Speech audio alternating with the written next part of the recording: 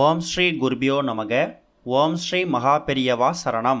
வரும் ஜனவரி 10 வெள்ளிக்கிழமை வைகுண்ட ஏகாதசி. வழிபட வேண்டிய சரியான நேரம், செய்ய வேண்டிய பூஜை முறைகளை பற்றி தெளிவாக இந்த வீடியோவில் பார்க்கலாம். அதுக்கு முன்னாடி நம்மளோட வீடியோஸை இப்போ தான் நீங்கள் ஃபஸ்ட் டைம் பார்க்குறீங்கன்னா மறக்காமல் சப்ஸ்கிரைப் பண்ணிக்கோங்க. தொடர்ந்து இது மாதிரி அப்டேட் தெரிஞ்சுக்கிறதுக்கு பக்கத்தில் இருக்கக்கூடிய நோட்டிஃபிகேஷன் பெல்லை கிளிக் பண்ணி ஆல் அப்படிங்கிறத செலக்ட் பண்ணிக்கோங்க. இப்போ வைகுண்ட ஏகாதசி விரதத்தன்னைக்கு என்ன விதமான வழிபாடு செய்யணும் அப்படிங்கிற பற்றி தெரிஞ்சுக்கலாம். வருடம் முழுக்க வரக்கூடிய முக்கியமான ஏகாதசிகளில் இந்த மார்கழி மாதத்தில் வரக்கூடிய வளர்பிறை ஏகாதசி வைகுண்ட ஏகாதசி. ஏகாதசி விரதம் இருந்தாலே அளவில்லாத நன்மைகள் கிடைக்கும் அப்படிங்கிறது நம்ம எல்லாருக்கும் தெரிஞ்ச ஒன்று தான். ஏற்றங்களை தரக்கூடிய ஏகாதசி அப்படிங்கிறதே ஒரு பெரிய வாக்கு. அப்படிப்பட்ட மகத்துவம் வாய்ந்த இந்த வைகுண்ட ஏகாதசி அன்னைக்கு என்ன மாதிரி விஷயங்கள் செய்யணும் அப்படிங்கிறது ரொம்ப முக்கியம். 2025 வருஷம் பிறந்திருக்கக்கூடிய இந்த புது வருடத்தில் வைகுண்ட ஏகாதசி எத்தனை மணிக்கு வருது, இந்த நாளில் எந்த நேரத்தில் வழிபாடு செய்யணும், என்ன செய்தால் அதிர்ஷ்டம் செல்வ வளம் உங்களை தேடி வரும் அப்படிங்கிறதெல்லாம் நீங்கள் கண்டிப்பாக தெரிஞ்சுக்கணும். எல்லா விதமான விரதங்களை விட ரொம்ப உயர்வான விரதமாக கருதப்படக்கூடியது இந்த ஏகாதசி விரதம். பெருமாளோட அருளை பெறுவதற்காக கடைபிடிக்கக்கூடிய இந்த ஏகாதசி விரதம் அப்படிங்கிறது ஏகாதசி திதியில் துவங்கி துவாதசி திதியில் நிறைவு செய்ய வேண்டிய விரதம். பாவங்களை போக்கி மோட்சத்தை தரக்கூடிய விரதம் இந்த ஏகாதசி விரதம்.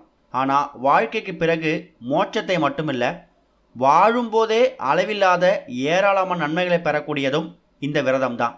துன்பம் தீர, வெற்றி கிடைக்க, செல்வம் சேர, நோய்கள் நீங்கன்னு சொல்லி எல்லா பிரச்சனைகளுக்கும் தீர்வு தரக்கூடியதும் இந்த ஏகாதசி விரதம். திதிகள்லையே 11வது திதியாக வரக்கூடியது இந்த ஏகாதசி. வளர்பிறை மற்றும் தேய்பிறைன்னு சொல்லி மாதத்துக்கு 2 முறை, வருடத்துக்கு 24 இல்லைனா 25 ஏகாதசிகள் வரும். இந்த எல்லா ஏகாதசி விரதங்களையும் கடைபிடிக்க முடியாதவங்க சில குறிப்பிட்ட மாதங்களில் வரக்கூடிய ஏகாதசி விரதம் இருந்து பெருமாளை வழிபட்டாலே வருடத்தில் எல்லா ஏகாதசி விரதங்களையும் விரதம் இருந்து வழிபட்ட பலனை இந்த ஒரு நாளில் பெற முடியும். அப்படி அளவில்லாத பல நன்மைகளை தரக்கூடியது தான் மார்கழி மாதத்தில் வரக்கூடிய வளர்பிறை ஏகாதசி அப்படின்னு சொல்லக்கூடிய வைகுண்ட ஏகாதசி. மார்கழி மாத வளர்பிறையில், அதாவது மார்கழி அமாவாசையான அனுமன் ஜெயந்திக்கு பிறகு வரக்கூடிய 11வது நாள் வைகுண்ட ஏகாதசியாக கொண்டாடப்படுது. பாவங்களை நீக்கி பிறப்பு இறப்பு இல்லாத மோட்ச நிலையை தரக்கூடிய விரதம் அப்படிங்கிறதால இதை மோட்ச ஏகாதசி அப்படின்னு கூப்பிடுவாங்க. இந்த ஏகாதசி விரதம் அன்னைக்கு இரவு கண் விழித்து பரமபத வாசல் அல்லது சொர்க்க வாசல்னு அழைக்கக்கூடிய வாசல் வழியாக பெருமாளை தரிசித்தா மோட்சத்துக்கு செல்லக்கூடிய வழி பிறக்கும் அப்படிங்கிறது ஒரு பெரிய நம்பிக்கை. இந்த 2025 வருஷத்தில் வருடத்தோட துவக்கம் அப்புறம் இறுதின்னு சொல்லி 2 வைகுண்ட ஏகாதசிகள் இந்த வருஷம் வருது. இந்த ஆண்டில் மொத்தமாக 25 ஏகாதசி வரப்போகுது. வருடத்தோட முதல் மற்றும் கடைசி ஏகாதசியை வைகுண்ட ஏகாதசியாக இருக்கிறதால இது பெருமாள் வழிபாட்டுக்குரிய ஒரு புண்ணிய ஆண்டாகவும் கருதப்படுகிறது. ஏகாதசி திதியை கணக்கு வச்சு பார்க்கும்போது ஜனவரி 9ஆம் தேதி வைகுண்ட ஏகாதசியை கொண்டாடணுமா, இல்லை ஜனவரி 10ஆம் தேதி வைகுண்ட ஏகாதசியை கொண்டாடணுமா அப்படிங்கிற குழப்பம் நிறைய பேருக்கு இருக்குது. ஏன்னா ஜனவரி 9ஆம் தேதி பகல் 12:04 ஆரம்பிக்கக்கூடிய இந்த ஏகாதசி திதி ஜனவரி 10ஆம் தேதி காலை 10 மணி வரைக்கும் இருக்குது. 9ஆம் தேதியே ஏகாதசி திதி ஆரம்பிச்சிட்டதால 9ஆம் தேதி இரவா இல்லை 10ஆம் தேதியாங்கிற குழப்பம் இன்ன வரைக்கும் நிறைய பேருக்கு இருக்குது.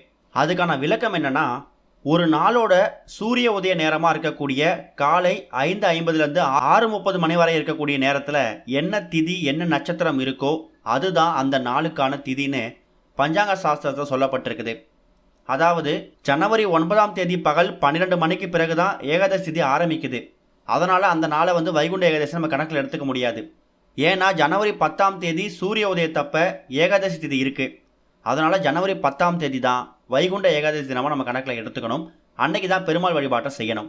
ஜனவரி 9ஆம் தேதி மதியம் 12 மணிக்கெல்லாம் ஏகாதசி திதி ஆரம்பிச்சிட்டதால ஜனவரி 9ஆம் தேதி இரவு கண் விழித்து ஜனவரி 10ஆம் தேதி காலையில் நீங்கள் பரமபத வாசல் சொர்க்க வாசலை பார்க்குற மாதிரி தான் உங்களுக்கு இந்த வருடம் நீங்கள் கொண்டாட போகிறீங்க. ஜனவரி 9ஆம் தேதி இரவு கோவிலில் நீங்கள் கண் விழிக்க ஆரம்பிச்சிங்கன்னா ஜனவரி 10 விடியற் காலை 12 மணிக்கு மேலே ஜனவரி 10ஆம் தேதி பிறந்துடும். அப்போ ஜனவரி 10ஆம் தேதி விடியற் காலையில் உங்களுக்கு பரமபத வாசல் சொர்க்க வாசல் நீங்கள் பார்த்துட்டு அதுக்கப்புறம் நீங்கள் வீட்டுக்கு வந்துட்டு உங்களோட பூஜைகளை செய்யலாம். ஜனவரி 10ஆம் தேதி மதியம் 2 மணிக்கு மேலே நீங்கள் பலவிதமான காய்கறிகளை சமைச்சு பாரணை செஞ்சு உங்களோட விரதத்தை பூர்த்தி செய்யலாம். ஜனவரி 9ஆம் தேதி இரவும் தூங்கக்கூடாது, ஜனவரி 10ஆம் தேதி பகல் நேரத்துலையும் தூங்கக்கூடாது. இதை கணக்கு பண்ணி நீங்கள் ஏகாதசி விரதத்துக்கான உங்கள் வழிபாட்டை நீங்கள் மேற்கொள்ளலாம். ஜனவரி 10ஆம் தேதி உங்கள் வீட்டில் பெருமாளுக்கு பூஜை பண்ணுறது, குறிப்பாக துளசி தண்ணீர் வச்சு பூஜை பண்ணணும்.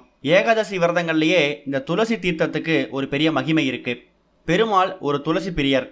அதனால் பெருமாள் தாயார் ஃபோட்டோ இருந்துச்சுன்னா அவங்க 2 பேருக்கும் வண்ண மலர்களாலையும் துளசி மாலைகளாலையும் அலங்காரம் செஞ்சுடுங்க. சின்னதாக ஒரு கிண்ணத்தில் தண்ணீர் பிடிச்சி அதில் துளசி, பச்சை கற்பூரம், ஏலக்காய் இது 3த்தையும் போட்டு தீர்த்த பிரசாதமாக நீங்கள் பெருமாளுக்கு வைக்கணும்.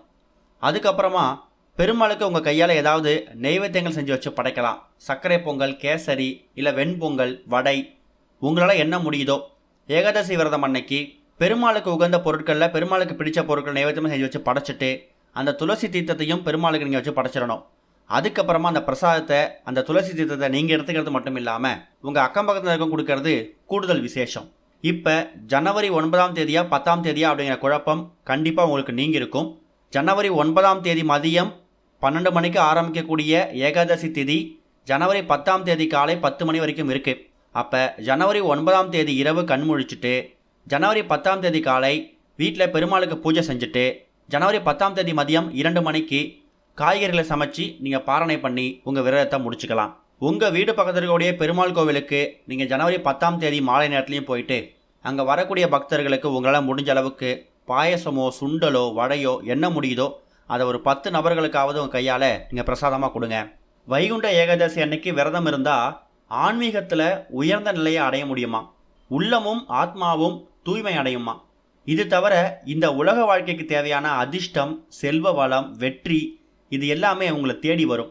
ஏகாதசி விரதம் அன்னைக்கு உங்களுக்கு எல்லாமே கிடைக்கிறதுக்காக ஓம் நமோ நாராயணாய நமக, ஓம் நமோ பகவதே வாசுதேவாய, ஹரே ராம ராம ராம ஹரே ஹரே, ஹரே கிருஷ்ண கிருஷ்ண கிருஷ்ண ஹரே ஹரேன்னு சொல்லி இந்த மந்திரங்கள் எல்லாத்தையும் எவ்வளோ முறை சொல்ல முடியுமோ அத்தனை முறை சொல்லிக்கிட்டே இருங்க.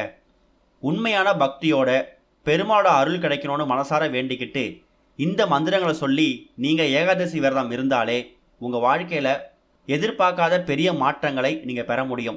விரதங்கள்லேயே ஏற்றங்களை தரக்கூடிய ஏகாதசி விரதம் அப்படிங்கிறத நீங்கள் மறந்துடக்கூடாது. 2025ஆம் வருஷத்தில் வருடத்தோட துவக்கத்தில் ஜனவரி மாதத்தில் ஒரு வைகுண்ட ஏகாதசி வருது. வருடத்தோட இறுதி டிசம்பர் மாதம் ஒரு வைகுண்ட ஏகாதசி வருது. இதில் மற்ற மாதங்களில் 12 மாதங்களும் ஏகாதசி விரதம் இருக்க முடியாதுன்னு நினைக்கிறவங்க இந்த ஒரு நாளை பயன்படுத்திக்கோங்க. கட்டாயம் எக்கச்சக்கமான நன்மைகள் உங்கள் குடும்பத்துக்கு தேடி வரும். ஓம் ஸ்ரீ குருபியோ நமக. ஓம் ஸ்ரீ மகா பெரியவா சரணம்.